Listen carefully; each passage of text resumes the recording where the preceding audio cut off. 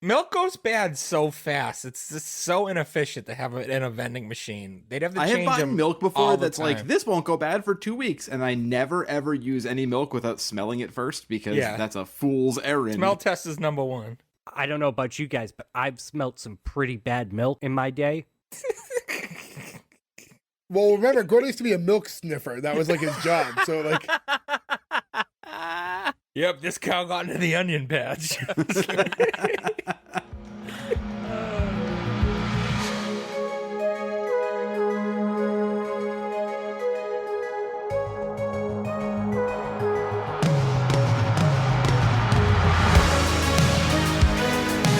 welcome back, everyone, to S1E1, the show where each week we pick a different sitcom, watch just the first televised episode, and forgetting anything we might know about the future run of that show, rate it and decide if it's a show we want to greenlight or cancel. This week we're going to be talking about Spin City. Spin City went 145 episodes over 6 seasons on ABC. Today we're talking about episode 1, which was called Pilot, originally airing September 7th, 1996. So to get things started, I'm Jay Gags. With me as always, the boys, Gordo, Ferg, Joe, and Nick. What's going on, guys? Hello. Yo. Heyo. Mr. Mayor, would you consider marching in the S1E1 Pride Parade? Drunk?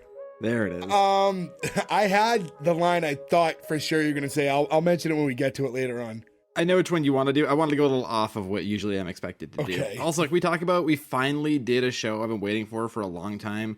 A show that shows exclusively an all milk vending machine. I'm so happy. I had that in we my finally notes. made it to the all milk vending machine episode. I missed that. Oh yeah, we'll get to it in a We'll bit. get to but it. yeah. It's literally, I paused it and slowly went through all of it being like, there's got to be something else in there. Nope, it's just every kind of milk. Like small school-sized milk cartons. Because I convinced myself it wasn't milk. Like, I was looking No, at it. it's There must milk. be like, it like opens and there's like goldfish or something like that. But like, It would be way better. Not not for for me. you. Yeah, not for me. Spin City with Nick. Is this your pick? It is, yeah. All right. So what made you decide for us to do this one? Honestly, it was just one of those. Well, actually, if you remember, I picked a show that ended up not being a sitcom at all, like even by our low standards. I forget You're what like, it was. Nick, Law and Order SVU is not going to work for our He's like, I want to do Nip Tuck next. Yeah, no, there was a show that. It was Righteous Gemstones. Yes. And apparently that's not a sitcom. I've never seen it. I wanted to see it, so I figured maybe that'd be a good time to do it. But apparently it's not a sitcom. And then so I was just, thinking of shows that we've discussed maybe, and Spin City came to mind, and I really enjoyed the show back in the day a lot. So here we are. It's a good pick. Also, side note, watch Righteous Gemstones anyway. It is amazing, even for not being a sitcom. Oh yeah, no, I plan on it. Just haven't. It gotten wasn't a around yet. no because of that, because we can stretch anything to be a sitcom. It was the episodes were longer than a half I an think hour. they're long. Yeah, they're like too, 32 minutes That's long, what and it it just is, was yeah. going to be Or a like lot of maybe work. even longer than that. But yeah, in any event, actually, I wanted to bring this up. We don't usually do this, but I figured for the sake of a show like what we do, thought it'd be fun to bring up once in a while. What have you guys been watching? YouTube videos about medieval history. Any TV things that coincide with the show we do? The new reboot of Justified City Primeval, has been my favorite thing on TV right now. It's one of my favorite shows of all time, and I am so excited to see Timothy Olyphant back on TV playing Raylan Givens. I just watched Twisted Metal, which is excellent. I want to watch that. Actually, I forgot about that one. I mean, I've brought it up on here a million times. I think, the irony's not lost that I host a show about sitcoms and I watch virtually no television ever. But I actually had like a moment of time over the last week or so, and I finally watched the rest of Shoresy, so Nice. that was great. Very good. And for those of you listening, we covered that show a while back. If you want to hear us cover episode 1, go ahead and do Give your that. balls a tug. I finished season 1 of The Bear, so like, a show we can't cover here, but I was glad Fantastic to show, finally watch though. it.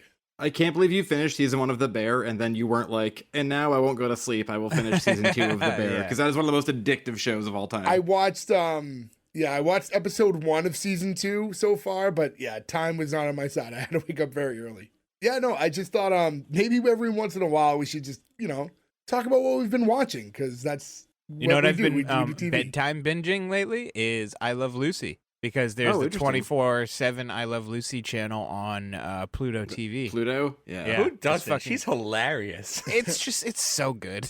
Roku has like a bunch of interesting, weird channels like that too. I just love a good show you don't need to see. You can hear and you still enjoy. See, I have sort of the opposite right now where our air conditioner is so loud. I have to watch things that I can watch with subtitles on, because to have the volume up loud enough to hear it would be just like house shaking. So this past week, I've just watched the movie The Fugitive in 20-minute increments as I fall asleep. And just You know what you should do, Joe? Because I had this issue too.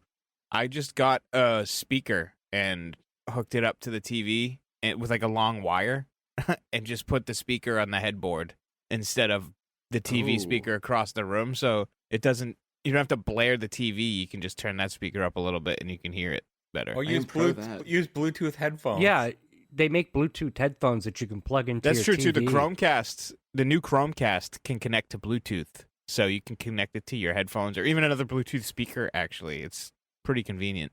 And with that in mind, we will take sponsorship, Google, if you want to hook us up. Roku, Google, Apple TV. Anybody wants to throw some money, we'll take Or it. headphones company. So, and to reel it back in a little bit, as far as Spin City goes, for the rest of you, have you guys watched the show in the past? How familiar are you with the show? I've watched it, but I really don't remember a lot of it, to be honest. I used to watch it. I remember a lot of it. That's me with a lot of these shows. My retention for like a lot of these shows is a lot worse than I thought. Like so many of these shows that we've covered that like I'm going back and watching, like remember the shows, remember watching tons of them, but storylines and specific things all gone. How many seasons did this go, Jay? 6. 6 seasons, 145 episodes. I think this one was kind of, I mean, it was a good show, but like I think it was put on the map because this was the show that Michael J. Fox came out about the Parkinson's on. Parkinson, yeah. So, I mean, it's crazy to see, actually. It's really distracting after I watched the Michael J. Fox documentary. I've wanted to watch that. I know that just came out It's recently. really good, but he's so good at hiding it. But if you pay attention to his left arm and hand, like you can tell he's always trying to do something with that hand to distract from the fact that he's got like these unwanted movements out of them. And I couldn't stop watching it, and it's like every scene. It's crazy. Yeah, he puts it in his pocket a lot to avoid you noticing. Yeah. If only Doc Brown told him the side effects of time travel. Oh. No, this is what he gets for having sex with his aunt in The Secret of My Success. There's some sort of recessive gene that happened. He almost had sex with his mom in Back to the Future. Wait a minute. I'm seeing a trend here. Yeah, there's kind of a weird thing that happened there. Look, I will say this. I think Michael J. Fox is the best. I think he's super charming in this. And in general, and this show to me, we've talked before about like retail hour shows. And we always have like retail jobs where you're like, you've got work at noon and you're up at whatever hour and you watch like a half an hour of something. This to me was a like right after Yes Dear, you watch like an episode of it. And sometimes you get a Michael J. Fox, sometimes you get a Charlie Sheen. And I always like, this is funny. And now that we watched this, I was telling my wife about it. I was like, this was amazingly charming and fun. And I want to watch it so badly. And it's streaming nowhere. And the DVD box set is even unavailable. Where it's like, there's so many people in this. How is this not on something? This isn't like when I'm like, how come Chips isn't watchable? Or like Emergency or some show that like nobody my age would care about watching anymore who can use a digital TV. I've watched very little of the Charlie Sheen era of the show. I've seen. I will some, say but Charlie not Sheen much. plays Michael J. Fox's character, from what I remember. He plays like more neurotic, more. From what I remember, he did a good job of filling Yeah. the big shoes of Michael J. Fox at the time. So Oh, so he played the same character? He wasn't just like someone new coming into the job? no. He just kind of didn't really come in as a different character. He just kind of picked up where Michael J. Fox left off. Yeah, it's like Michael J. Fox left that position, and then Charlie Sheen took it over, but like basically was just doing a Michael J. Fox impression. Okay. And it was fun, and that's before everyone got like really weird about Charlie Sheen too. So we had like the thing where just like, oh, that's that guy I love from Hot Shots and Men at Work. So like it was. We never didn't get you know? weird about Charlie Sheen. Charlie Sheen got weird about everything. Yeah. But No, with Charlie all Sheen that- got weird about us. That's what I mean. I meant that. I'm sorry, but like Yeah. before you could see him and be like, ooh. Don't blame us. Before his starring turn in the movie This is World all Trade Wild Center. Thing's fault, all right? I didn't fucking make the guy drink tiger blood. Mountains of cocaine. Google says Spin City's on Paramount Plus, but I don't think that's actually true. I looked and it just said that you can watch some of it on Pluto, but not the whole thing. Joe, just experiment, because then if it's not on there, you can just watch Bar Rescue. That's true. Be like, do you watch Spin City? Be like, no, but I know every one of Taffer's tips.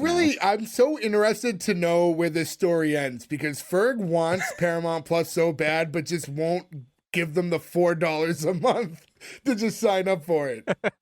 Look, I just canceled 2 the other day so I could get the ad-free version of Peacock, and Ferg did It's the so same worth thing it. too.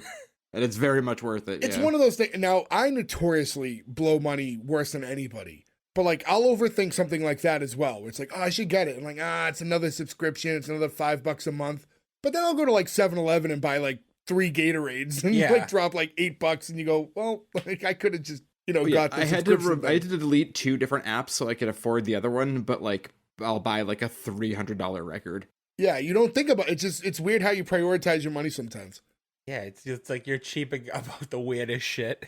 And it's probably the stuff that you'll use more than half the shit. Like, It's like I'll have a T-shirt in my shopping cart forever and then not buy it. And it's like, oh, I could have just spent the $25.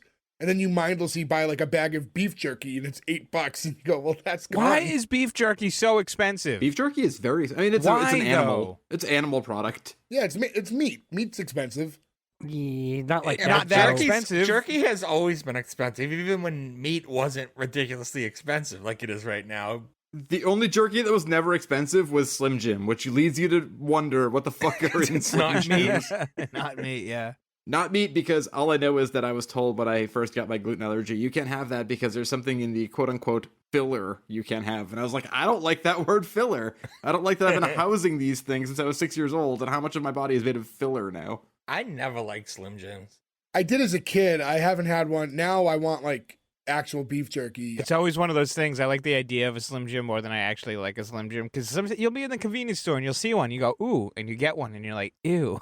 Like, why? See, did I I'm get always the this? opposite. Yeah. I've always hated real beef jerky, but I always love Slim Jims. What's wrong with you? One of those like 50-cent Joe Slim loves Jims and one of those pepperoni, 50-cent Cabot. Yeah, I'm a pepperoni guy.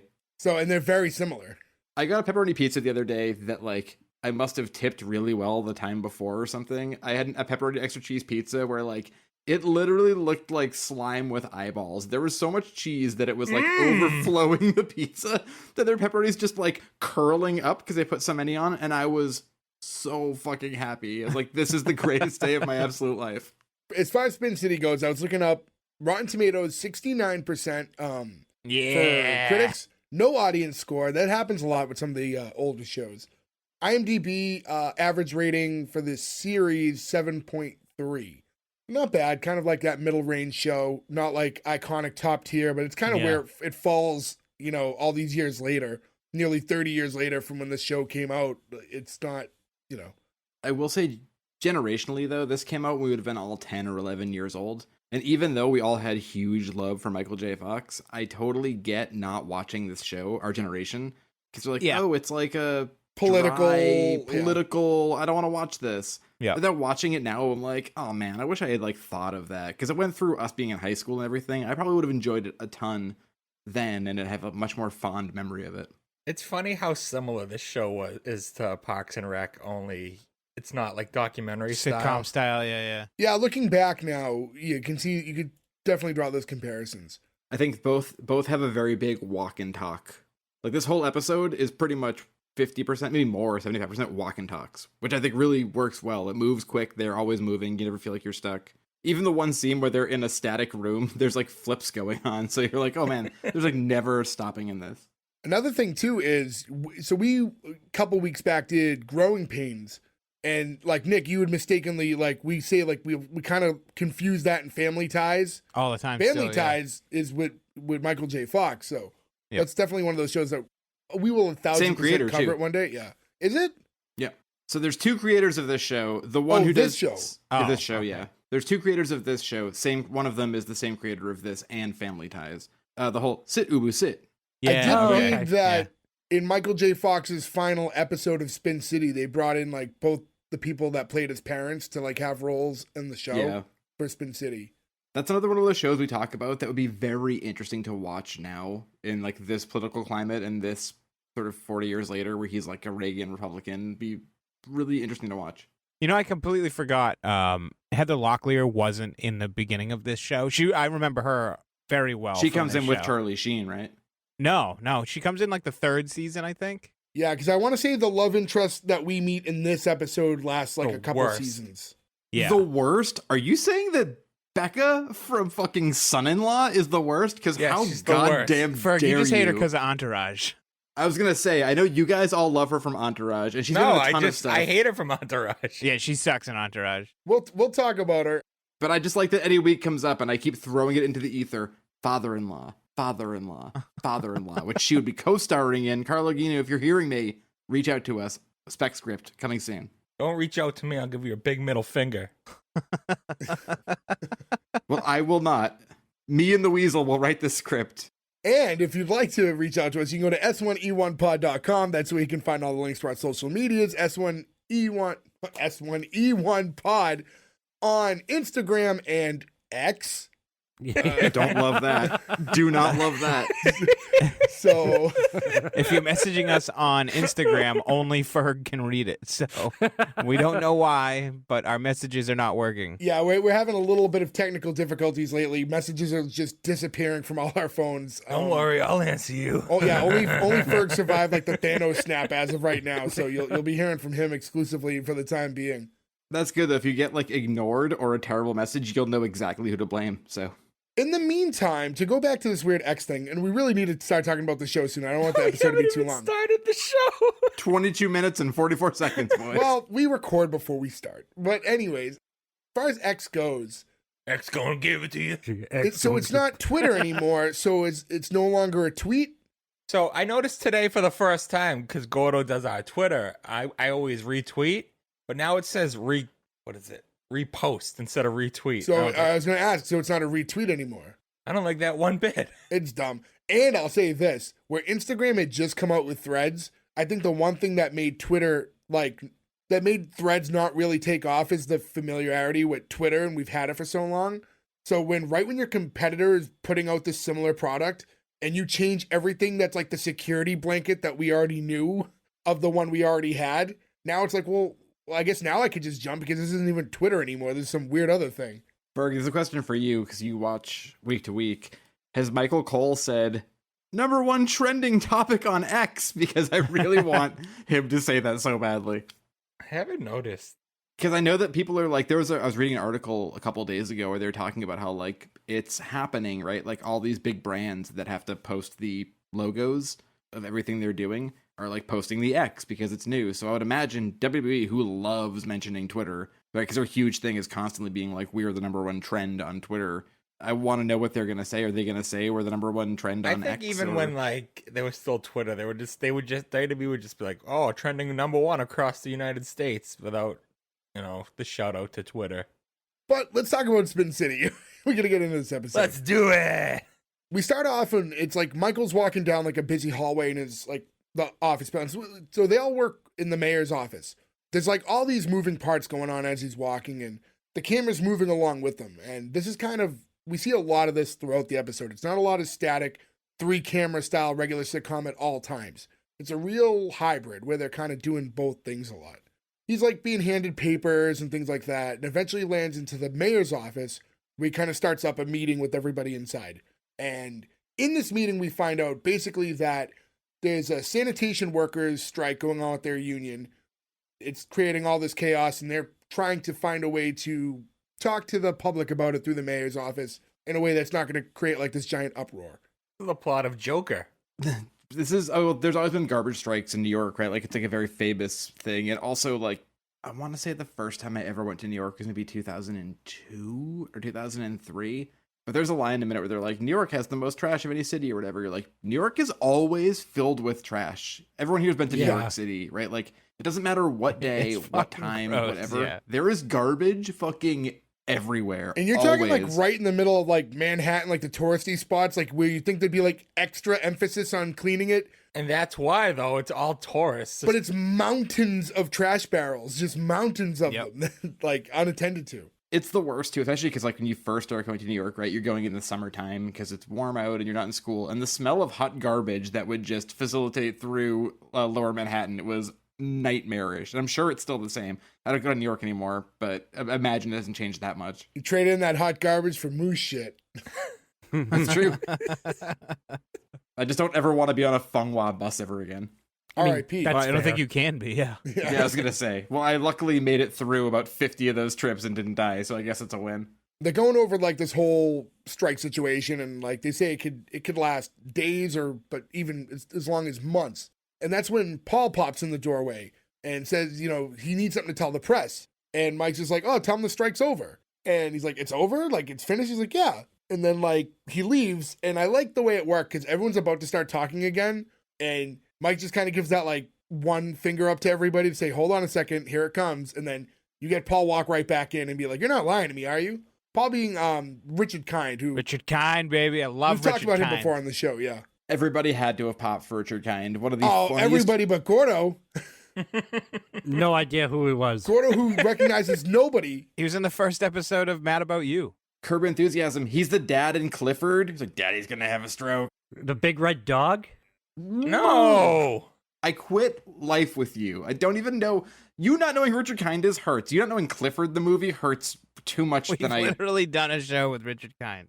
And the fact that you don't know who Alan Ruck is surprising. Yeah, also Alan Ruck, we'll get there, but... Yeah. We'll get there, we'll Alan tell you. Fuck.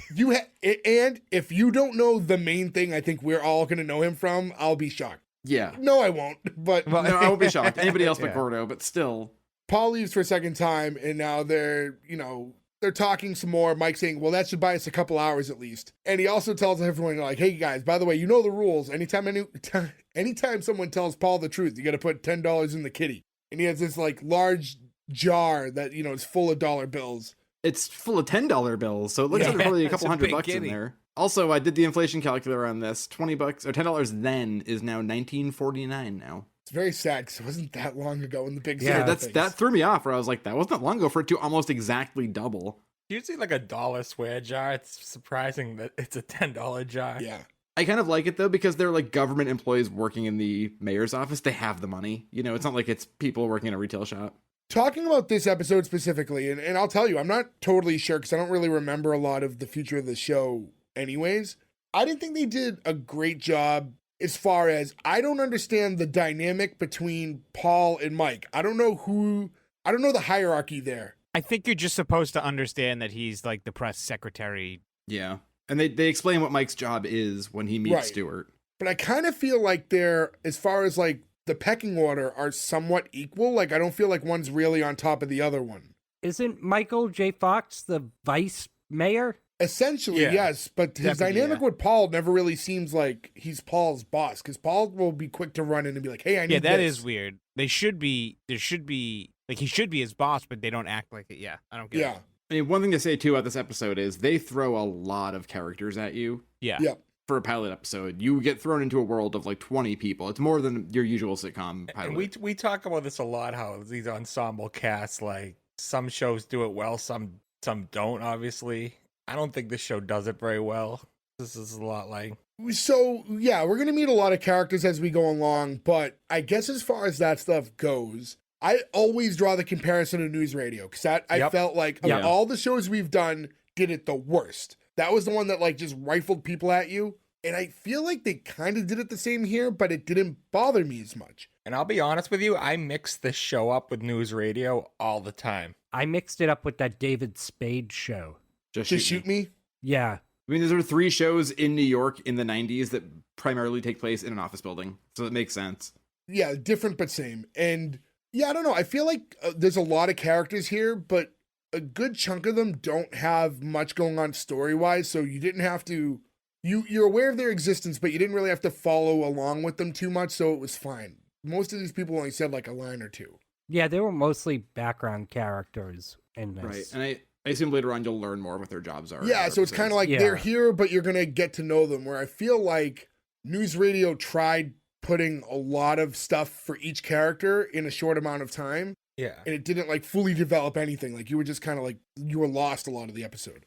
Yeah, News Radio was like, this guy's tough, this girl's quirky, go, go, go, go, go. Whereas this one, it's more like, hey, these people work together, you're not going to get too much from everybody at once, which is a better way to do it, I think. Yeah. I think to go back with what you mentioned before with the power dynamic, I think, yes, he is his boss, but if he knows they're not telling the truth, he won't say it, and they want him to say it to calm everyone down. I think that's what it is. Just the deniability. And we have, right around this point is when the mayor pops in. It's one of those... Through the wall? Comes off, yeah, it was weird. What did it look like a conventional door that he went through? It was like one of those Oval Office in the wall doors. Yeah. Well, at first I thought he was the president. This does feel like West Wing to a good degree. I will say that. Like, this made me think of West Wing a few different times. They don't really give a good description of where they work. You just kind of know that they work in politics. At this point, before the mayor walks in, and then he walks in through that weird wall door. So I thought he was the president, because there's the American flag on the wall that looks historical. Yeah, I mean, they address him fairly quick, but yeah. It takes until they call him Mr. Mayor, though, for you to get it, yeah. And this is Barry Bostwick, another huge Gordo. You probably won't remember him from anything good like Spy Hard or Rocky Horror Picture Show, but you may remember him from the Pepsi Twist commercial where the guy pulls off his face and goes, Barry Bostwick, because that seems like something that you would weirdly remember. I was going to say Rocky Horror. Twist, guys? I mean, I've seen Rocky Horror like once. He's the main guy in Rocky Horror, the couple who I shows thought that was up. Tim Curry. He's Dr. Frank. The couple who shows up at the house, Brad and Janet. Damn it, Janet, I love you. I've only seen that like once when I was like a kid. You know, the proper age to see it. I could not tell you a damn thing about it. Maybe we'll all go to a live show one day and catch it. It's a shame. It did for years and years and years play at midnight at the theater in Harvard Square, and I worked in Harvard for a million years and worked late nights and Saturdays. You'd walk out and everyone be out there dressed up, like getting ready to go in. And then they closed that theater down. And then Matt Damon and Ben Affleck, I think, were supposed to buy it, and then it didn't happen, and now it's still just nothing, like 10 years later. When you meet the mayor, he seems very, like, aloof. He seems like almost like he's like this a figurehead, but, you know, the real cogs of the operation are all these people that you're seeing working throughout the office. And we haven't mentioned it in detail, but, like, Michael J. Fox, right? We haven't, like, everybody knows who Michael, you know who Michael J. Fox is, right? Of course. Of course. From what? Back to the Future. Okay. What? I just want to be sure of that. Yeah. I just said Teen Wolf, Back to the Future. Teen Wolf, with a movie that I love so much that has one of the weirdest lines in movie history that I cannot say on this podcast. I thought you were going to say you love it because of the dong at the end. Is there a dong at the end of Teen Wolf? You don't know that story? No. So the scene when he makes the final basket and the crowd all stand up and cheer, one of the people in the audience has their pants down and there's a full-on dick in the movie. And they didn't notice it. It got released. Wow. Okay, well, I'll be watching Teen Wolf again this week on Blu-ray, as clear and digital as I can find. Oh, I bet on any remastered version they digitize that dick. Yeah, that's right have to be like there. a VHS, and then Probably looks like a Ken doll. There's got to be a screenshot. Oh yeah, for sure. I'm looking now. You guys never heard that story before? I No. had in the past, but I forgot about it. And I love Teen Wolf. I don't love Teen Wolf 2, though. The intro to the show, like, we don't have like a theme or anything. It's basically just this like CGI manhole cover spinning, and like it lands on like some bricks, and just the name of the show is in the manhole cover. It was fine. I mean, this seems like a show that could have had like a full-on sitcom intro, but I think this works just as well. No, this is at the time when they were starting to get away from that. Like if you think about news radio and other shows of like that, they were just kind of like shortened theme songs. Yeah. It's like a stinger, just get into the show, which I've always said I appreciated. But it's not, it's an extended stinger, because then you get It does like go a little long. more modern shows that are just like, boom, next. This era of TV loved piano music, I feel like. Yeah, A this lot gives of- you a little jaunty jazz tune, at least. It kind of reminded me of the PJs. The intro, remember the PJs? It's a Yeah, great very show. similar show. PJs No, Project. the living in a homemade bungalow, like the thing with the... also, maybe look up, how much does one of those cost? It's like $500 to buy a manhole cover.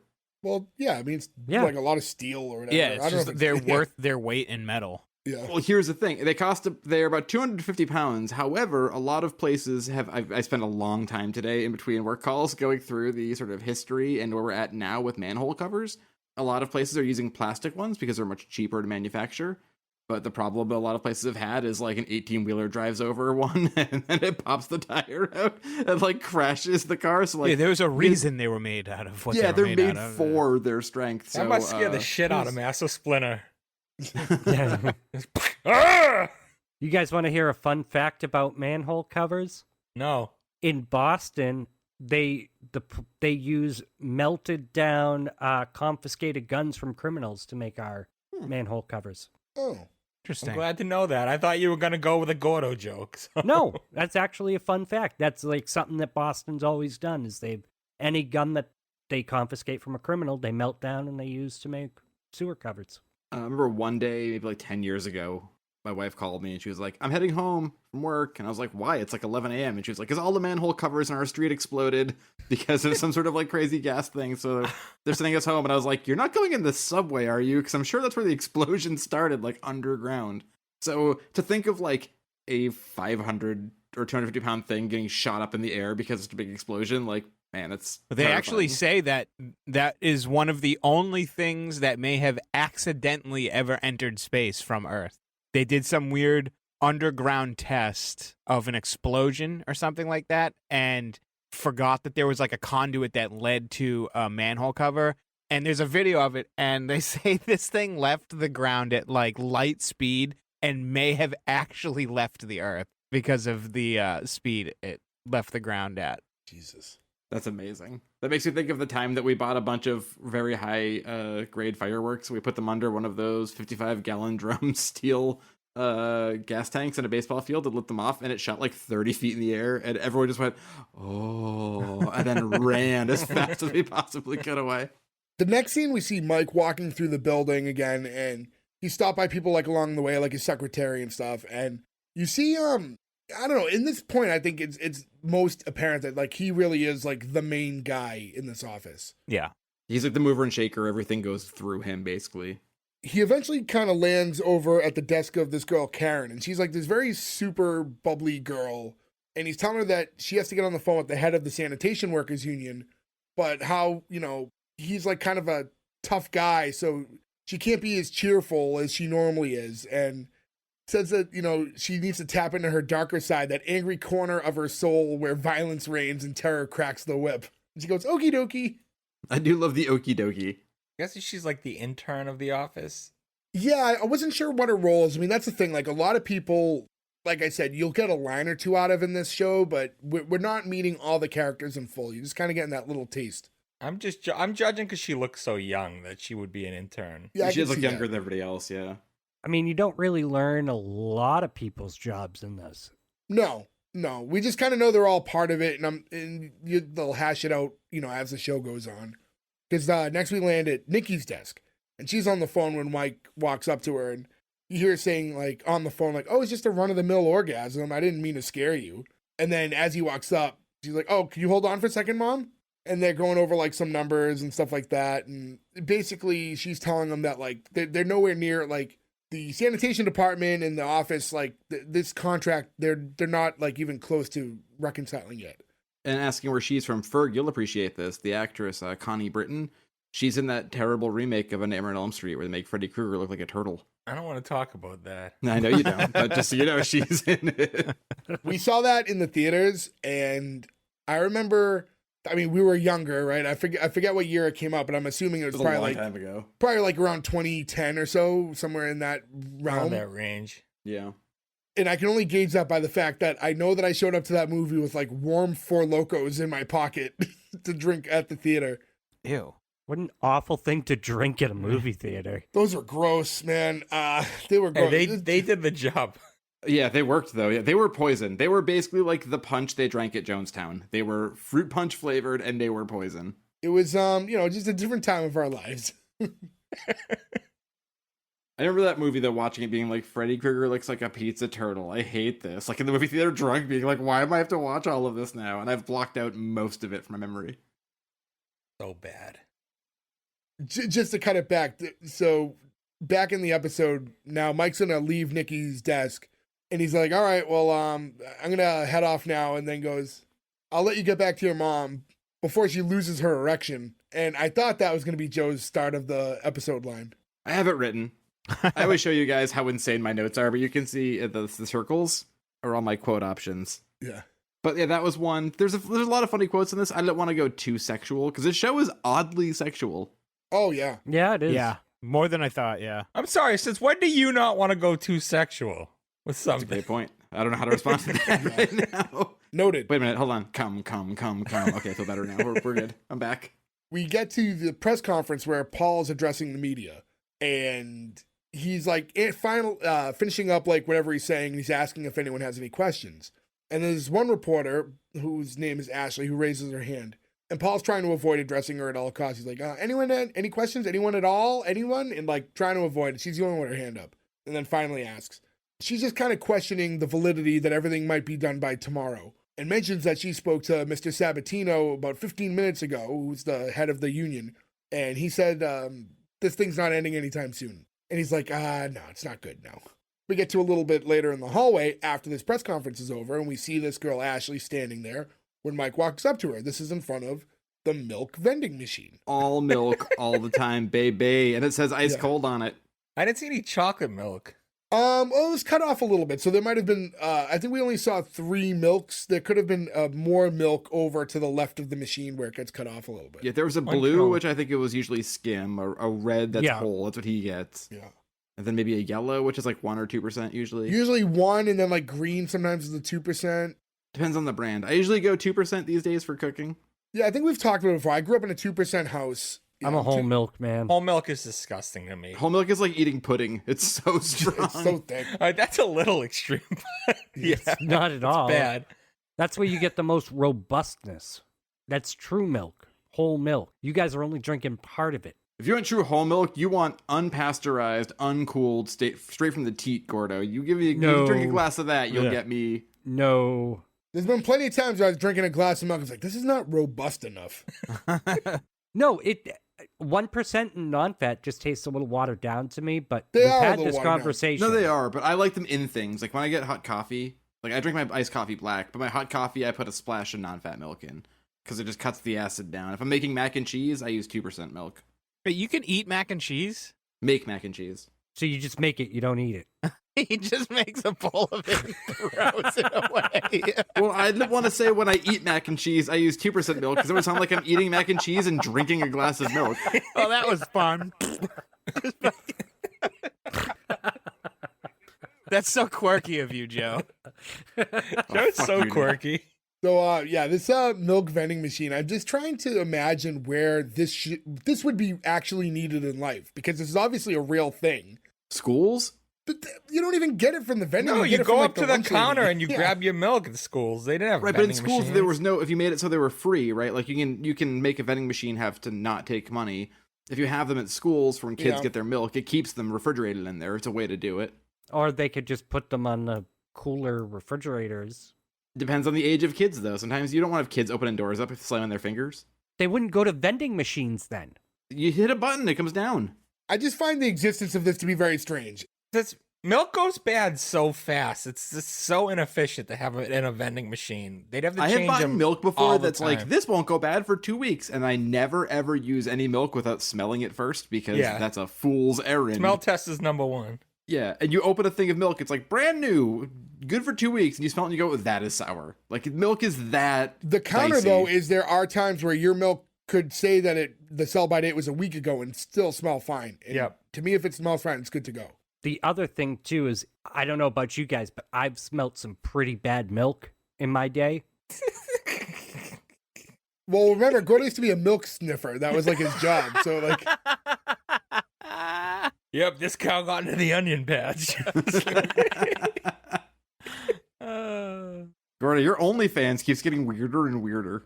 True. No, but what I was going to say was that I smelled curdled milk before in the past, and now I can't smell milk without thinking that it's curdled. Like it's like forever fucked my nose, which is another, part of my OnlyFans that you can. So you saying are you saying you can't do the smell test now because every milk you smell you go Correct. back to that? Okay. when Correct. That sucks. my mom was a kid, she had like bad milk was in something, and to this day, she doesn't like consume milk in anything. Oh, I'll consume it, but like also too the ring around the milk too. You can get little milk flakes on it. Oh, the that crust? will make it. Yeah, milk crust, and then that can also make the smell and influence your smell. I don't like that because the crust isn't necessarily bad, but it can happen right away. If you got to pour some in something like a coffee, the crust doesn't sink, and you're like, well, I'm going to pour this whole cup of coffee now. I have to start over again. No, you got to man up. I will not man up and drink milk Is that crust. I just won't do it. Milk, or is that like the glue that like or whatever is on the package? No, it's milk. I think it's dried milk. It's hard to gauge. I don't know. Either way, probably don't drink it. Yeah. No. It's like putting skin. Not good. Yeah. So now Mike and Ashley are they're talking. And he's saying, like, what are you beating up on Paul for? She's like, I don't blame Paul. I know who has his hand inside the puppet. And she's asking him, like, why can't you just be honest with everyone and saying, like, hey, there's a strike, there's no progress yet, like, you know, and we're working on it. And he's telling her, because the second I do that, you're going to make it out to be the mayor's fault. She's like, so it's not the mayor's fault? So I'm just going to write a story that says, garbage unreasonable, refuses to be taken away. And then they start kind of doing like a walk and talk, like as is this episode all the time. And when they can, you know, the conversation's concluding, you find out that these two are dating. Because it ends with like, all right, see you tonight, my place. Yeah, and that whole thing goes on. That would never be allowed. He's a member of the press and he works for the government. That's extreme conflict of interest. I don't think it is, actually. It's definitely a conflict of interest because he can send stuff to her ahead of other news places. She can get the scoop. She can influence the government. They could not. No, do I that. get it. I just don't think it's technically a conflict of interest. It's probably not like illegal, but I would assume in most cases, like It's like an ethics issue. The mayor, like the office would not want that going on and like kind of self-discipline that. But Michael J. Fox is so charming. They're just like, okay, bud. And like, yeah, he might be so like invaluable to that like operation that they're like, all right, well, whatever. Oh, but say there's like a huge if there's some kind of huge scandal and they're dating, he could have her write about it like in a good way. Yeah. Sure, but I think that's why it's important to see that there's like no like weird nepotism there, and she's like the first to jump up and jump down their throat. Because you could even see Paul didn't want to answer her question because he knows that she's just going to come after him. So I think as long as they maintain that where she's not easy on them, then it'll turn a blind eye to any link between the two. So do you think that because Michael J. Fox is the deputy mayor, do you think that that's a elected position and therefore those types of scrutinies doesn't apply to him? You know, I didn't look up. I don't know if a deputy mayor is an elected position or not. I don't think I they are. imagine so. I assumed that they weren't. That was like how my brain perceived it. Well, no, I mean, if you have because, all right, so if you have a mayor and then like a vice mayor, I assume that's what a deputy mayor is. I'd assume that both of them are elected and then the rest of them are appointed. I'd assume he's appointed by the mayor. The deputy mayor is an elective or appointive office of the second-ranking official that is present in many but not all local governments. So I guess it could go. It could be either or. So making it so we have no definitive answer here. Great. Thank you, Google. Thank you for being no help at all. Yeah, so the two of them are talking and eventually like split up after they confirm their plans for tonight. And he heads back into that like main office. I don't know how to describe it. This place is a very weird floor plan. Yeah, there's like a conferencey. There's like the room where you do the press conferences, like the conference room, I guess. And then there's like the main hub, and then the office of the mayor is to the side of it. And it's like, but like where all the like other people that aren't the mayor have their offices and desks, it's like just all open floor space, like right in the middle of where everybody walks around. Like it feels like it should be a separate room that's walled off. It sort of looks like an 80s movie when they're in New York at the stock exchange and there's people just like milling about in a room doing crazy shit. Yeah, soy.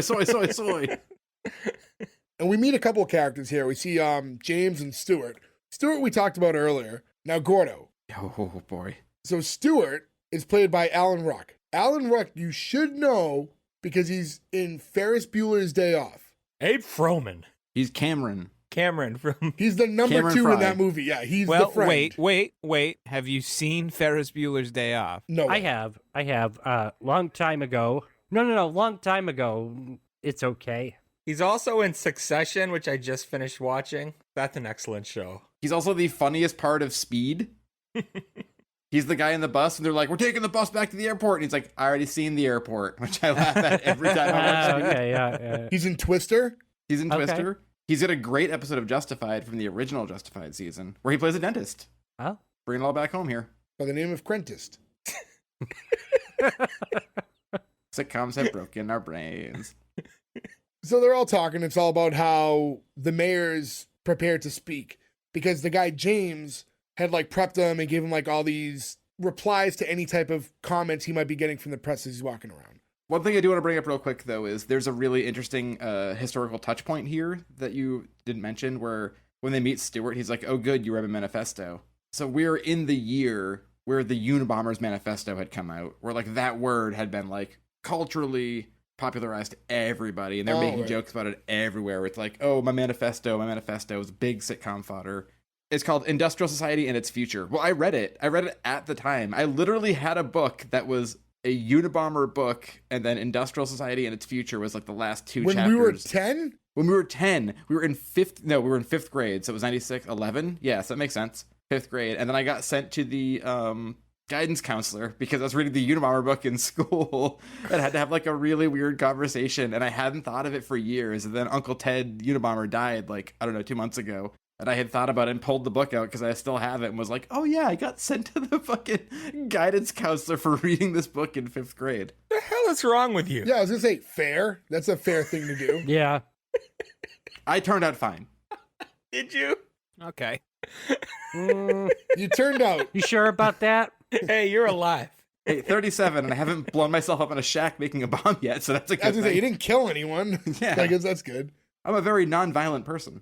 So we see James standing under the television that's in this office area, and they're watching the mayor as he heads outside and is being, like, bombarded by press. And every time a question's asked, you see James answering it before the mayor does to kind of confirm that it's like everything James had pre-wrote for him is like just the mayor's kind of going off script here, or on script. And so everything's going pretty smooth, and he turns to Mike. He's like, see, like, there's your soundbite, like, everything's great, we're golden.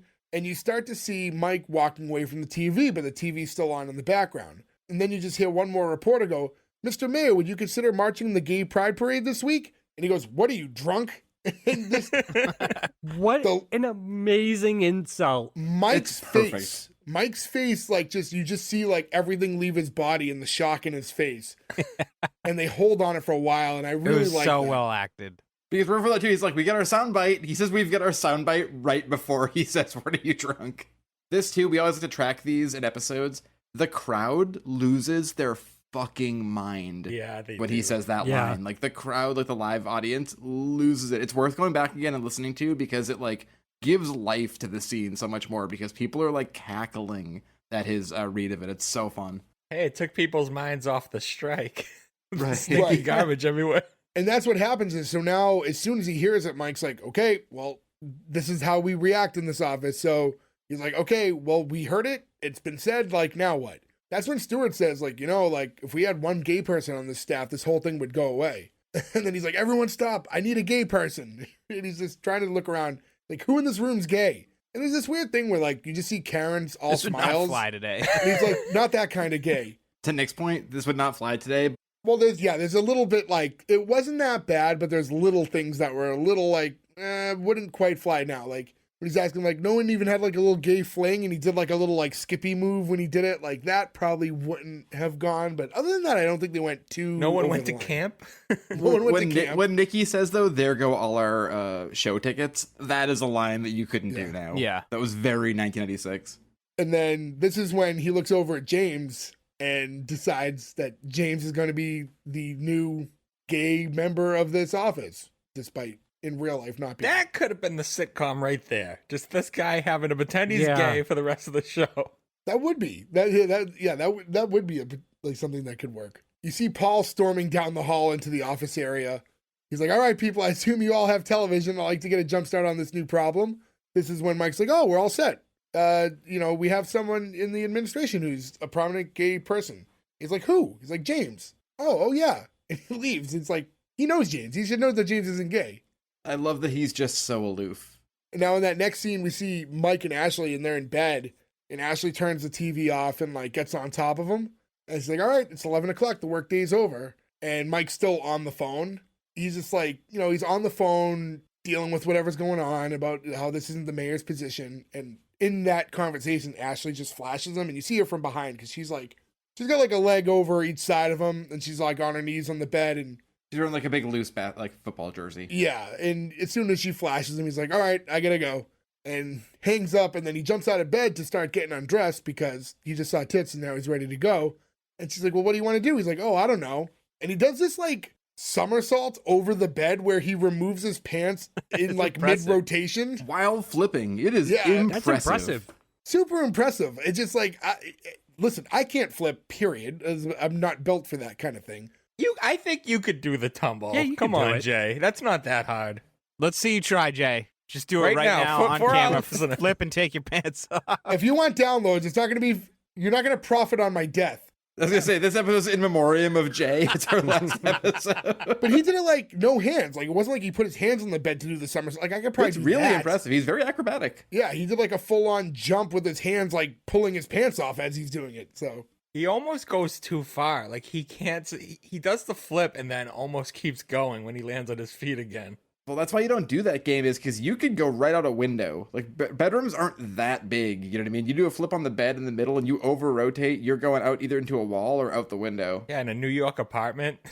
Yeah, he could be like 5 stories up. Imagine dying with your sweatpants at your ankle with a boner because you fell out of the window doing a somersault after seeing your girlfriend's boobs. It's a weird way to go. That's how I want to go. I mean, like, to be fair, the best way to go. I mean, and you know he gets his pants off, and now they're continuing to talk.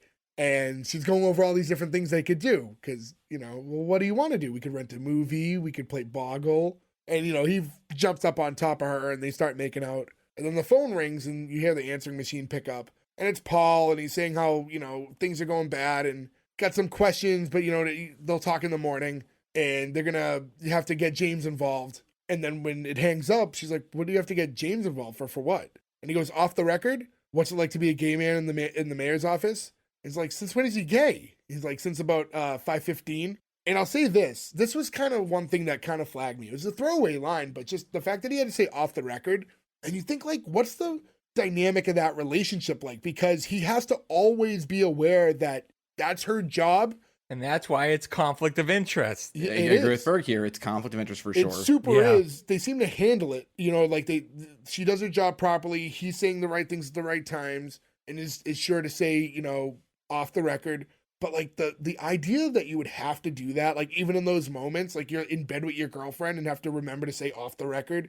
I don't know. I just would put a strain on it after a while. It might be off the record, but that points her in the direction as a journalist to go to seek questions other places. I get your point, Frank. I totally get your point. I'm just saying, just the dynamic of what that does to your relationship in general, to have to always have that in your brain means you can never fully relax. Even when you're with your girlfriend alone, you can't totally unwind because you have to be aware of what you're saying at all times. I mean, his character can never really relax anyway. He's very high strung.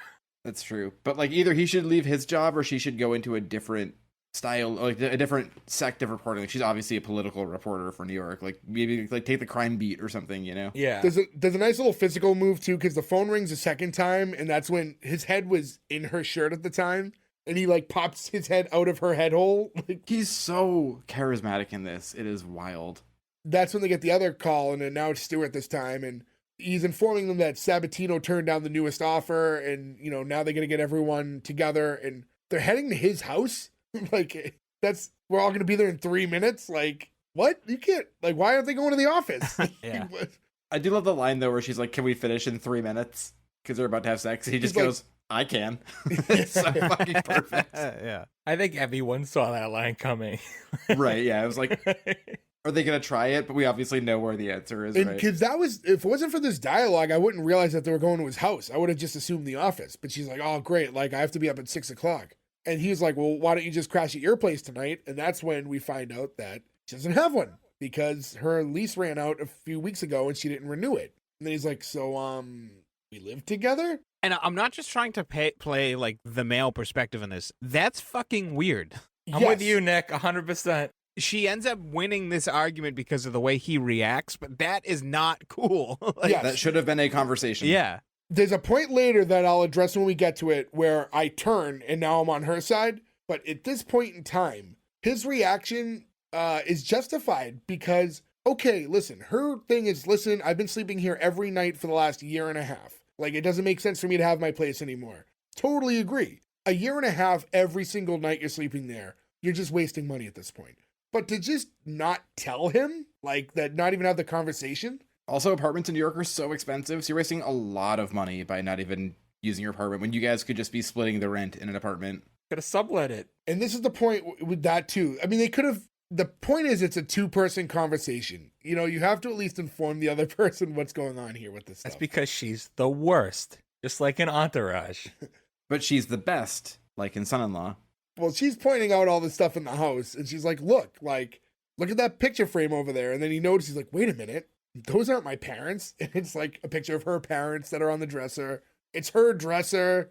And then she's pointing, she's like, go outside. The couch is mine. It's my TV. Like, I've been living here for a while. Like, you just don't seem to realize that it's not just all your stuff anymore. I hated this. Like, I absolutely hated this. Elaborate. How the fuck are you that stupid that you don't see your girlfriend moving her couch in, moving her dresser in? Because he's buried in his work. But that's not an excuse. You come back and you could be buried in your work. You're going to come back to your house and be like, oh, that couch is new. Like, it's a couch. It's a dresser in your, like, shitty New York bedroom. Come on. He doesn't have a shitty New York bedroom, by the way. He is the deputy mayor. His apartment is well, we nice. only see the bedroom, to be fair. What gets me is the dog isn't even his, and he doesn't realize that. That is a fun joke, too. Yeah. He's like, not Rex. To play devil's advocate to Gordo here, though, we've all been in relationships before, right? And you're with somebody, and if the girl is like, your couch is so uncomfortable, I'm just going to get a new couch. You wouldn't be like, no, I want the couch with the springs that stick out. You'd be like, okay, like if you want a better couch in here, we can do that. That makes sense. And then it just kind of gradually happens. You're not going to argue over a nicer couch coming into your house, are you?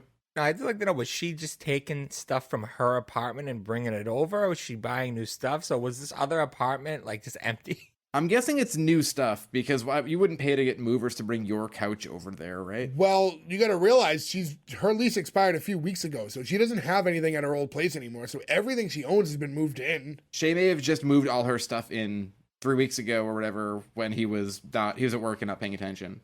But again, you would know. You would know. It's stupid. Well, he's like, you do live here. Where do I live?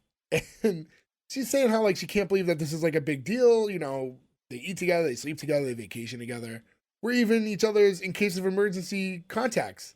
And he's like, I can't breathe. You might want to notify yourself. Which I thought was a great line. I love the actual jokes in this episode. That's a great one. And what she's saying makes a lot of sense, but it still bothers me that like the conversation still needs to happen. She's angry that he's not happy about it, and the fact that she doesn't realize she did something wrong makes me angry about it. And then I like that scene button with her leaving the room and he goes to turn the TV on. It's right in cue for the mayor to go, what are you, drunk? It's like those playing the clip on the news again.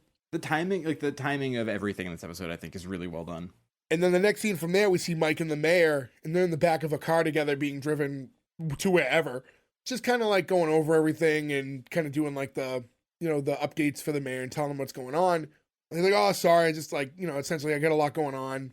And the mayor's like, oh, that's okay, you can tell me about it. And he's telling him all about like the stuff going on with his girl. Because the mayor said like, oh, what did he say that he was? Bird dogging, which is when you steal other people's girls, right? I think that's what that means. I have no idea what that means. Yeah, like the Everly Brothers song. Bird dog. Yeah, that song from 1956 that you all know, right? I'm just gonna see myself out. I'll see you guys. Is that how it goes? It's called bird dog. Well, there's two people singing. They're brothers and one Cat guy. dog. I'm basically doing the mono mix. So when Mike's trying to tell him like what's going on with his girlfriend, he's like, yeah, the thing is like Ashley Fields, and he just cuts him off right away. He's like, you know what you should do? Send her to the spa. All's forgiven in 100-degree mud. And if that doesn't work, name a street after her or a park. They love parks. Imagine having that much power where you're like, Yeah. I'm sorry you're mad at me, but now like Rosa Parks Boulevard is now Jan Smith Road. Like that's so fucking crazy. He is the deputy mayor, so he probably could get that done.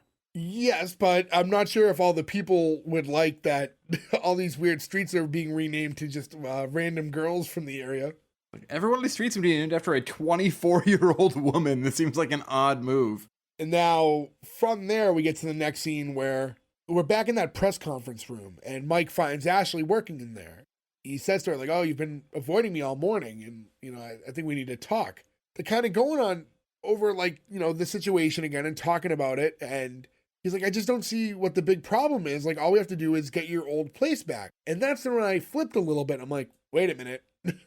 Now, I understand her approach was not good. And she should have talked to him. There should have been a conversation there. Now he's showing his cards that he doesn't want to live with her. like officially, that he's afraid of that kind of commitment. And now, because his brain is just like, well, just get your old place back. It's fine. We'll just move you back in there and everything's going to be good. And she's like, what are you talking about? It's a $900 a month. There's a sign of the times. $900 for a place in New York. Wild. Yeah, right. And she's like, I'm not even staying there. Like, it's just like a waste of money. And he's like, well, $900 for like, what did he say? A safety net? Yeah, he called it a safety net. This is when like I said, I kind of flipped a little bit because now you're telling her, like, I'm not completely committed to this relationship. I want to have like a backup plan in case things go wrong. Even though I don't like her approach and I'm totally think that she handled everything wrong and sided with him for that argument, his follow-up was not good. I was never on his side, like, at all. No, man, you have to be. Team Michael. We stick together. But he's a fox. Listen, I can understand, again, that initial conversation. You can't just move in somewhere and not tell the person that you're moving in.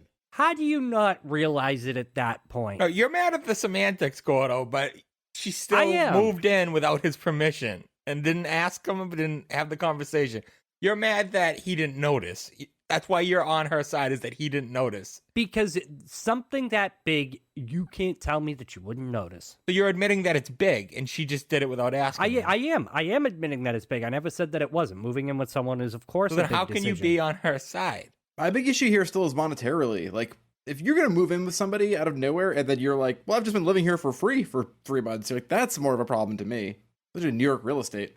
And now she's not really happy with the way this conversation's going with all this talk of safety nets and stuff. And she's like, you know what? Maybe we should take a little time off. And that's when he's like, would you like to go to a spa? And she's saying, hey, you know what? We're still going to see each other all the time at work. And, I just think for the foreseeable future, we'll just make the rest of our relationship platonic. He's like, oh, all right. Like, so like, exactly what we have now, just without the sex. Like, I'm going to have to vote no on that. You know what? Screw that, too, because she still gets to live there, and now they're not fucking? Fuck her. Yeah, she still lives there. She doesn't move out. She has Under another that apartment. circumstance, I was under the impression she would move out, right? I don't think so. That's No, what I that assumed. wasn't what she was saying. But even if she does, it's not like she can move out right now. It's going to take a few days at Yeah. least.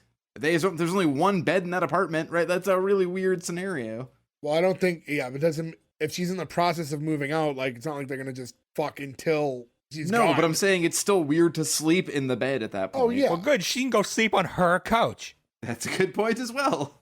She could sneakily, move large pieces of furniture around because she's fucking stealth woman. On Full House, we watched DJ move all of her stuff down to the basement without Jesse noticing, all right? So I believe it. Possible. I would like to say here too, though, I can clearly see the anger in Gordo's eyes, and I can see his red light coming, and he's gonna cancel this show over just the semantics of this apartment thing, and it's so funny to me. You're I right. won't tip my hat. How is he going to greenlight to We prove you know. wrong? We know the cues. We've been doing, this is like, we've done over 120 episodes. You do like to hang on very silly shit for a cancel. This is just stupid. Oh, he This is keeps just- going. Fucking stupid. All right, Joe, I'm going to go and I'm just going to hang out at your house for a couple of days. And then you know what I'm going to do, Joe? I'm going to put a fucking dresser in your room. And I hope you don't fucking realize it. We're not in a committed dating relationship, though. But how stupid of a motherfucker would you be if you did not notice that? I also work from home. It's different. Yeah, I think it's not that he didn't notice so much. It's just that, like, he's just not paying attention. Like, yeah, it's not like a big deal. Like, she probably said, oh, I'm going to bring my whatever. And he's like, yeah, go ahead. And, like, he's just not realizing after X amount of time that it's the majority of her stuff is in the house. So dumb. She also knows how to manipulate him very well. She just flashes and does other stuff. Yeah, So she does show she has the flash to him, and he just bends. So She's quite that's a probably what she does. It's like the Men in Black thing, where it erases doesn't your brain. the neuralizers. I like the The idea that flashy she thing. takes her top off and she just has two Tommy Lee Jones there. This is my happy face. He's like, I don't know what happened. Put a dress wherever you want it. Get a dog. I don't give a shit. As they continue to talk, she's like, I just wanted an actual reaction from you. And all I got was, like, jokes. He's like, listen, we're just different. And then he's trying to explain, like, how different's good. And there's, like, a nice balance. And she keeps him in check. And that, he keeps her from overthinking. And he goes, I think that people who need people, the luckiest people in the world. Like, he's a lot. He doesn't know how to get out of this argument right now. But they do both say they love each other here. So, like, they do give They you do. the finality of getting that they do care about each other. But when he says all that stuff about how people need people, like she just walks out. She doesn't even respond. And he's like, see, we're different. I would have laughed at that. And then we cut to another scene that's Paul's talking to Mike in like that like office area again. He's saying like, as per your request, I scheduled a press conference this afternoon at 5 to introduce everyone to the key member of our staff who also happens to be homosexual. But guess what, Mike? James here says that he's not gay. And then he's like, that's it, James, $10 in the kitty. And he pulls out that big jar for telling Paul the truth. That's a good call. I do love that he's stuck putting $10 in for saying that he's not going to do this stupid ruse. And I think Paul's thing, from what I gather from this conversation, it's like Paul's on the team with everyone, but he doesn't like being lied to. So he doesn't want to tell people false information, especially if he's led to believe it's true. He doesn't want like his own team betraying him all the time. They do the best thing you could ever do with Paul here too, which is you get like the classic like Richard Kind yelling meltdown. He's like, day, night, good, evil. Like that's what you want Richard Kind there for, is for him to do this sort of like fast yelling, kind of losing it thing. And it's so hard not to laugh at. And Mike's like, he's like, listen, like, Paul, don't melt down on me. He's like, I need you. This is very emotional time. James being gay surprised all of us. James like, yeah, especially me. I did like that. Paul's like, all right, I'm on board. Like, we're going to go through this charade of a press conference. We might as well go over a few, potential talking points. And that's when James like, well, this isn't going to be like a big deal, right? Like, it's not front page stuff. He's like, you might want to call your parents. I do love that. That was line. great. And that transitions over to Mike heading over to where like his secretary sits.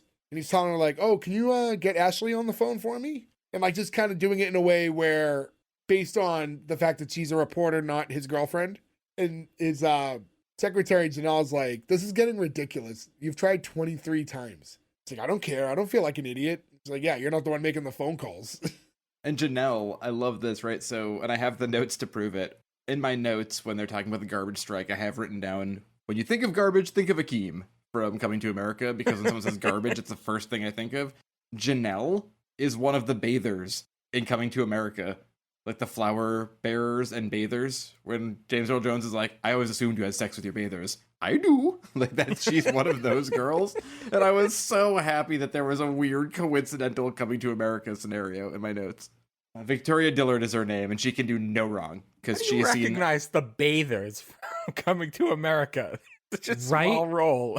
I don't know if you can understand how many times I have seen Coming to America. I've seen it a lot too. I've never paid attention to the background. How did you guys feel about the sequel that they put on Amazon or whatever? I didn't watch it. I watched it, and I'm glad they did it when enough of the cast was still alive to make it work. Like we still had Eddie Murphy, John Amos. We still had Gordo. We still have Eddie Murphy now.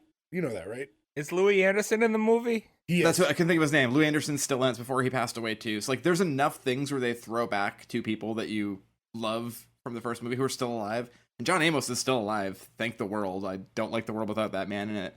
But Louis Anderson passed away like right after it. So I'm glad they did it then, so there could still be enough of that connective tissue. But I mean, it wasn't like, it's like any of those movies where they make a sequel 30 years later. It's just what it is. Yeah, it was fine. I've seen way worse, like way later on. It's better than sequels. Anchorman 2. Yeah. And then like one of the main kids in it is Jermaine Fowler, who you guys would know from Superior Donuts, which we covered a while back. A great show that should have had more than one season. So anyways, to get back into the show, we cut to Stewart, and he's standing under that television that the mayor, when we heard his initial flub, that same TV. And we see this guy like addressing the press on it, and Carter Haywood, he's a gay rights activist. He's like this like bald, like black man, goatee. He's being very direct when he's talking to the press. And he's one of the main guys from Arliss. What is it? Ferg is laughing. I love it. I'm assuming Ferg is. You ever seen Arliss? I've seen Arliss on HBO. Yeah, Arliss was one of like the first like HBO, I think I'd call it a sitcom, comedy sitcoms. Robert Wool is a sports agent. No, Robert Wool from Batman. Check out Arliss. Arliss is a great show. I'll look it up. I don't know. It's very old. It's from around this time. So he has it's a very stern monologue that he's giving to the press here. And he's basically saying that they now plan to, if they don't see any significant changes as to how, they handle the gay community, that he's going to be making the mayor's life miserable for the next 4 years and then make sure that he's not there for 4 years after. He ends by saying, what do you people have to say about that? And then you cut to Mike watching and he goes, what can I say? You're hired. He's like, I love this guy. Get him a desk.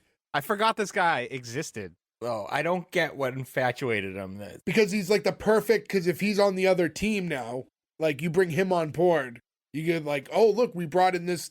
First, he's well-spoken. So you have this guy here who's going to be like now on your side of things, and he's going to be a gay representative. Gay. Yeah. He's an activist who has a different point of view than the mayor, so it looks like they didn't just bring in like a yes man. Yeah, so in this point where, the mayor's not looking good, you're bringing in this diversity where you have this gay black man who's like a strong, well-spoken person who's going to be like on board to help make progressive changes for the city. I just wouldn't think he'd want someone who's going to challenge everything they do. I would think they'd want like... No, you need that. The optics of it's good though, right? Because it's somebody who's opposing, because obviously the mayor is not super friendly to the gay community, right? Also, every time we say gay community, I just think of AJ Styles. The gay community. It's ruined forever. Gay community is the best thing AJ Styles ever did. I get the reason why they hired like a gay man. I don't get why they hired this specific gay man, because... I think because they knew they could get him right away, because he was somebody who was opposing the mayor right in front of them, right at crunch time. And he's like an important, seems like voice in the community where he's the guy who they're getting the sound bites from right after everything's going on. So he's probably well regarded within the community. So by bringing him on board and having his endorsement probably helps. Well regarded. It comes out once in a while. You know what would have been smart is if the beginning of the episode started with the "What are you drunk?" quote, and then they hired this guy, and this was his first day, like every other sitcom ever, and that way we could learn who every character is and what their fucking jobs are. I still don't know what anybody's job is there. And if that too, at the end, the last line would be him saying, "What are you, drunk?" But seriously, to something else, right? Like that's how you book it. Yeah. Yeah, and that happens. I mean, a lot of these ensemble casts. We mentioned Parks and Rec, and I think of The Office, and it's tough. Like you meet the characters, but you don't know much about them yet, and that I think is okay if there's a coherent story going on. Like I would rather that than force everybody in the episode too much to try to introduce you to like 10 characters and give you a full story arc for all of them. Yeah, no, and that ruins it. But at this point, doing what we do, I've seen so many shows do it right now. So when I see them do it like that, I'm just like, it's annoying. To me, this is like a slight misstep. Yeah, I looked at this as like, I can be patient and learn about them as we go along, I guess. I would, because I'm not half invested in a story. I just know, I know that girl Nikki's a little promiscuous, and I know there's the dumb girl, and I know, there's, Stewart, who's kind of like, he wants Mike's job, and you got Paul, who's the one they kind of all mess around with, and James, the kind of innocent young one. Like, so I know basically who they are. I might not know specifically what they do, but I get a vibe for who every character is, at least. We've talked about this before, though, and this is something that happens a lot now that didn't back then. I think it's just the nature of television and how things are viewed and like consumed, but if they were to do this and then the next episode also premiered the same night, so you did a 2-episode premiere of the show, and then you had the second episode right after it, give you more context on the characters, not waiting a week, I think it would solve that problem. I think it's the waiting a whole week back then in the world where you had to wait a whole week to watch something and there's no way to look anything up. You just are watching it as it goes. Or if you just popped in on a summer night and that was a rerun, you were like, I heard the show was funny.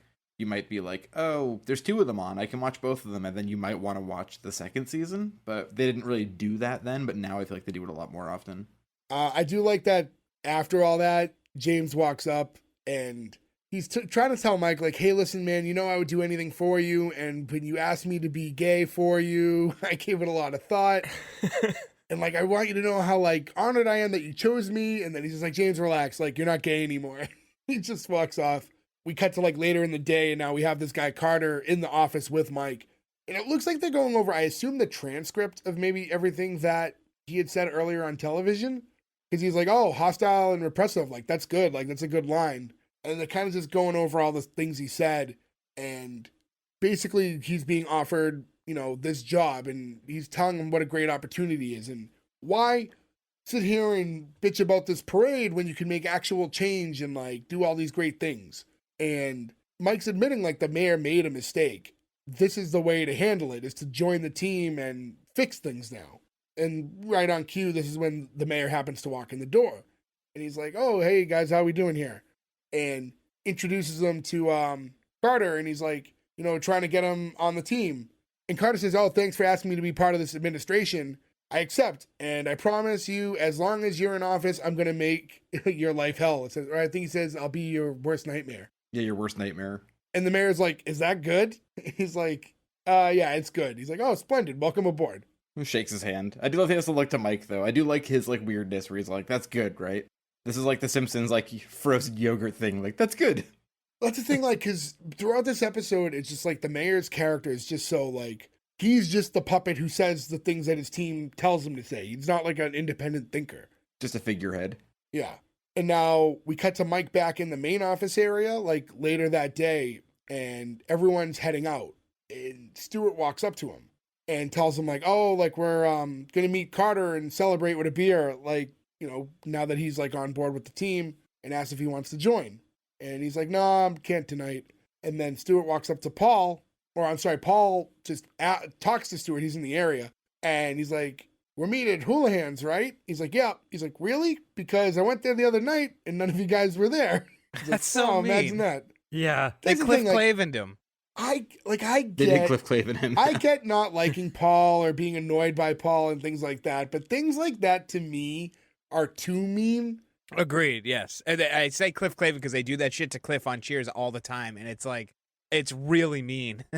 There's a difference between not inviting someone somewhere when you all go out, which is still mean, but whatever. You're not forced to hang out with people you don't want to hang out with. But to divert him and make them go alone. Make him get ready and get a cab and go to some bar and be excited to see everyone, and you walk in and it's just empty. I don't know. As I get old, I get more sentimental about things like that. I just picture him by himself. I ordered appetizers for the table. Aww. So many potato skins. I always actually felt bad Hope you like mozzarella sticks. For what's his name? David Koechner in Waiting. Not Waiting. Waiting. Yeah. They send him to the wrong party. They send him to just some redneck's house with a six-pack. Don't feel bad for him. He's a piece of shit in that movie. Yeah, but I still felt bad. He's trying to get with the underage girl. You're not supposed to feel bad That's for true, him. yeah. But so wasn't Ryan Reynolds. Yeah, you shouldn't fucking look up to him either. I am to assume, though, at least Ryan Reynolds is probably younger than David Koechner. Yeah. He's way younger than David. No, True, but I'm saying yeah. I don't know how old he's supposed to be, because I think that No, girl's they make 17. a lot of comments that he's too old and that, because he even stops himself at the end. His whole thing in that movie is he's a rapist. The whole movie. Ryan Reynolds? Yeah. Oh. Because this isn't the first girl. This is the fifth girl. Yeah, this is what he does. He's like a I was serial about to young defend girler. him, and as I'm about to say things, I'm like, no, wait. Yeah, you It's can't. not right. You can't defend that character in that movie. Another movie that wouldn't get made the same way now. So now, during this, Mike spots Ashley and, asks if he can talk to her for a second. And they're kind of walking over to the side area. And he's like, listen, we need to talk. And he's like, would it make any difference to you if I gave up my own apartment?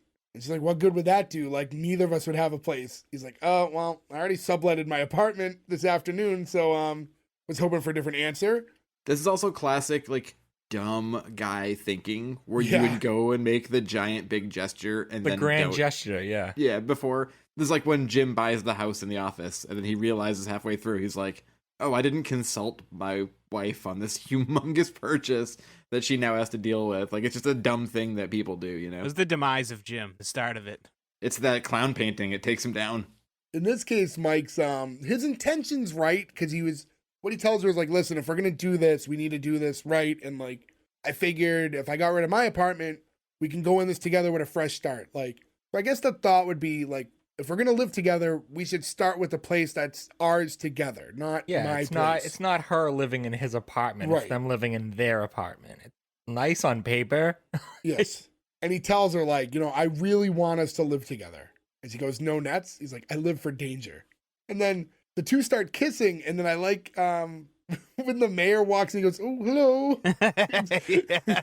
Yeah, that was fun. Hello. Also, they're just kind of gently kissing too. It's he walked in and they were on the table or anything. No, nothing crazy. His reaction is so funny because of what he's reacting to. And the mayor asks if he could talk to Mike for a minute, so Mike has to walk off. And before he does, he looks over and asks, and he goes, "Oh, just one more thing. promise to tell me if we get married. It's that, like, I kind of like that idea of it's a joke. Good button. And she's good with it, but also that, like, like he still thinks he's right in a way, like, so he's not going to, like, he is completely right. drop it. He is not in that particular part. Yeah. He is right in that particular part.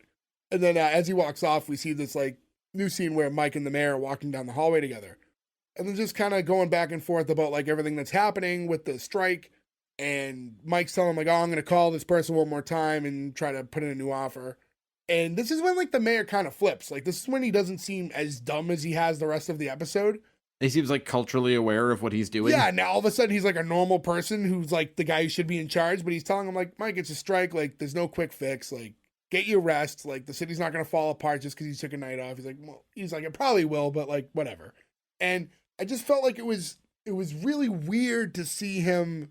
No, see, here's why I don't think it's weird. I don't think it's weird because you don't get elected the mayor of New York City if you're, really that stupid. You know what I mean? Like, this is to kind of show you that he does have, there's a reason he's there. I disagree. I think you're reading it wrong. I think that he doesn't realize how much everyone there does, and he thinks the city runs itself with him there. No, because I think, like, just the way that he interpreted the strike and saying, like, hey, like listen, there's no quick fix here. Like, these are how these things go. He understands the politics behind it. He understands what's going on around him more so than I think we were led to believe before, when he just seems like just a robot, just kind of saying whatever he's told. No, but I think strikes in the past would have gotten solved by Mike, and he doesn't realize that, like, these things are fast because of all the stuff they do. The deputy mayor is never gonna be the one to solve a massive strike. You know, like I don't know. It seems like Mike is so involved he might. I'm kind of 50-50 on both of your cases. I think it both goes there a little bit. This all seems very much like a Silent Bob scenario too, right? Where it's like this guy seems bumbling, and then once a movie he says the one really, like, profound thing. Yeah, and that's something like, you know, I brought up The Office earlier. That's like something they consciously started doing with Michael after a while, where they were like, okay, well, if he's going to be an idiot, we have to prove that he at least knows how to do his job. And then there's basically the conclusion of, like, this conversation is just them wrapping up, and the mayor's heading off to some fundraiser, and it's, like, for the Jewish Community Center. And, like, he's putting, like, the yarmulke on, like, and getting ready to head off. And he's like, well, shalom, sir. And he's like, l'chaim, Mike. They saying Hava Nagila. Just, like, so that's where he seems, like, culturally, like, aware of what's going on. Strange ending. Yeah, it's a little weird, but it was just basically The like audience sure liked it. They hit play that Jewish music. All of a sudden, they all started cracking up. Like, That's a fun song. It gets you pumping, Hava Nagila. It's the duties of being the mayor, you know, having, like, those tasks and these charity events that you're going to constantly.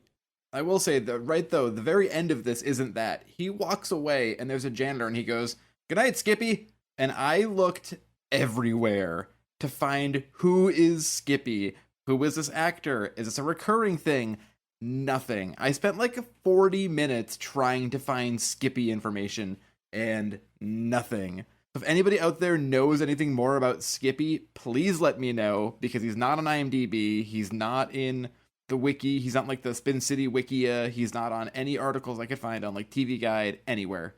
maybe his name's not really Skippy, and Michael J. Fox is just a dick and didn't learn the janitor's name.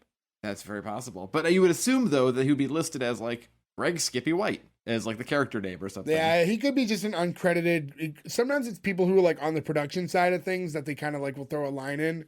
Yeah, don't forget, we just watched a show with John Goodman uncredited in it. Yeah, so, I that's mean, true. Right. I wanted to bring that up, and I couldn't think of John Goodman's name. Like, little, small part actor, didn't do much. Yeah, who is that guy? But yeah, that was the conclusion of the episode. Again, I don't have a lot of other things to mention about this show. There was one tidbit that I had read that the concept of the show started after the writers had seen Michael J. Fox in The American President, and he was like playing one of the Oh, that's a good president's movie. political guys, and they wanted him in like a similar role. That was kind of the early seeds to get this show in motion. Been better if they watched him in The Frighteners. As we break the Fighters comes up so often. I love that. It's a I will say, though, I'm fantastic trying movie. to think, are there any Michael J. Fox duds? I don't think he was ever in a bad movie. I don't think so. I'd have to Google it. Like, from class of 1984 up through The Frighteners. Everybody's got stinkers, except for Tom Hanks. Everything he touches is gold. That's the thing, is he has so many hits, but you don't realize like he's been in a billion movies. So Well, interact with us out there. If you have a Michael J. Fox movie you think he's terrible in, I'd like to know. he's terrible or the movie's terrible? Because that's a different thing. The movie's terrible. He's good. He can be good or bad, but Michael J. Fox in a bad movie. I'd like to know if people have like one that jumps out to them. I'm saying, just looking really quick on IMDb, the rating for Stuart Little 3 is not great. Stuart Little 3 Call of the Wild, he gets a low rating. Animation does not count. Okay. Homeward Bound 2. Did you know he was in an episode of Clone High playing Gandhi's remaining kidney? So the other creator of this show is the creator of Clone High. That makes sense then. I don't love you, hoes. Why do we bring up Clone High so often also? This episode is like the weird connective tissue to so many things we bring up all the time. Well, I've said before too, it's always interesting when we dissect these shows and we look at the creators and then the actors and producers, and you see like who those links between, oh, they work together here, so this makes sense why he used him as a director for this show, or why these writers are on board, or why this actor is in this. And it's like anything else, you bring your people in, so it's kind of fun when you backtrack and you find where like all those connections started. Oh, I forgot he was on Scrubs. He was the doctor that was afraid to poop. Yes. So the other creator, Bill Lawrence, he created also Scrubs, Clone High, and something else we did. Oh, Ted Lasso. He's the creator of Ted Lasso as well. I get a stinker he was in the Disney movie Atlantis, The Lost Empire. It's like known as one of like Disney's worst movies. Weird. I'll have to All watch. right. I mean, I don't didn't wanna even watch know that was but, a thing. Yeah, I don't Apologies even know that if I one. missed you guys discuss it. But did you talk about the filming location? No. It's actually New York City. While Michael J. Fox is on the show, when Charlie Sheen took over, they went to L.A. But I don't know. There's something nice about knowing that, like, outside the windows of this studio is actually New York City, where they're supposed to be. Like, it just, because I would have just assumed this was a Los Angeles studio show somewhere. But the fact that they're actually in New York City is kind of interesting. I wonder why. If you think of a show like Night Court, that's a show I want to actually be in New York City because it's the gritty nighttime court, right? Downtown Manhattan, But they never leave the building, so it's clearly just on some lot at like Universal Studios or whatever.